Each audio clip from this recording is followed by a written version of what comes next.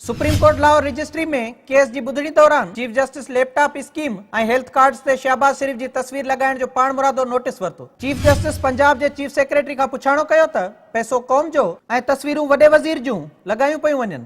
Chief secretary बुधायो त laptop और हेल्थ कार्ड स्कीम पंजाब के वडे वजीर की कोशिश है। चीफ जस्टिस साकिब निसार चयो त बुधायो वञे त लैपटॉप स्कीम ते केतिरो खर्च आयो है। चीफ जस्टिस चयो त सियासी पार्टियों अवाम के टैक्स न पर पंहिंजे पैसे से इश्तिहार हलाइन। वडे वजीर की तस्वीर हर जाइ ते छो अची वेंदी है। अग में मानू लिखी खिदमत कंदा हुआ, हाणे अवामी पैसन से इश्तिहार हलाइन पया। Chief justice Saqib Nisar chief secretary के हिदायत कई त स्कीमन ते वडे वजीर शहबाज शरीफ की तस्वीर लगाइण की वजाहत वठी रिपोर्ट जमा कराई वने। गदे पानी के दरियाउन में छोड़ बाबत ॿुधणी दौरान रिमार्क्स ॾींदे चीफ जस्टिस साकिब निसार चयो त लाहौर के शहरन के पीअण लाइ गंदो और जहरीलो पानी मिली रहियो आहे। 10 सालन का हुकूमत मुसलसल कम करे रही है। इन वक्त ताईं छा कयो वयो। हुन चयो त कारकर्दगी जो इश्तिहार हलायो था, जेको न कयो आहे तंहिं जो बे इश्तिहार हलायो वञे। सदस्य चवण हो त ही मानू जी जिंदगी और मौत जो मसलो है और इन ट्रेन ते अरबे रुपया खर्च कया वया पर अवाम की सेहत ते बेध्यान ॾिनो वञे। लगे थो त अवाम की सेहत हुकूमत की अवलियत ही न है। चीफ सेक्रेटरी और ओसा जा मानू बुधाइन त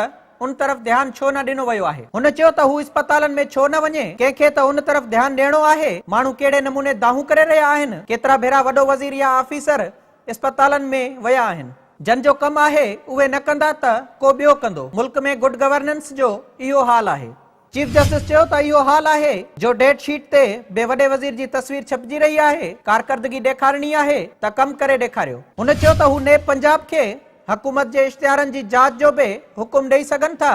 जस्टिस उमर अता बंदियाल रिमार्क्स ॾींदे चयो त हुक्मरानन के अंदाजो ही ना है त मुल्क कर्जन में बुडी चुको है। कर्जन में बुडल कौम जो पैसो हुक्मरान जाती मशहूरी ते खर्च करे रहा है।